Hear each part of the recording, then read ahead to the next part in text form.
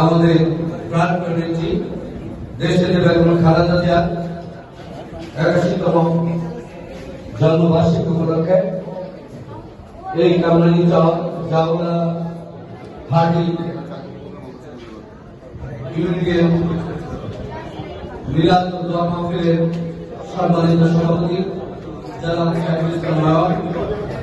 মঞ্চভূষ্ট আন্দোলন সংগ্রামের পরিচিত নেতা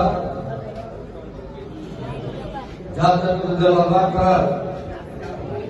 সাবেক সহসভাপতি, ঢাকা মহানগর দক্ষিণের সাবেক সহসভাপতি, ২৬ নং ওয়ার্ড বিএনপির সাবেক সভাপতি, ওয়ার্ড কমিশনার মিরাজ শফি আজম, মঞ্চভূষ্ট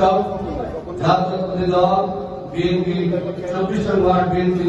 ৩৬ নং ওয়ার্ড বিএনপি সংগ্রামী সাধারণ সম্পাদক সাবেক জনাব মাইনুদ্দিন মাইনু, লালবাগ থানা যুবদলের সাবেক সভাপতি কিয়ামুদ্দিন কিয়া, জাভেদ,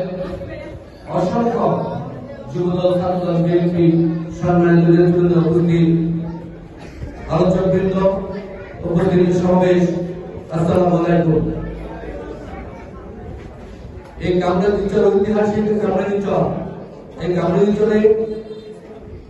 আমাদের যে আদর্শের জনক শহীদ রাষ্ট্রপতি জিয়া রহমান সাহেব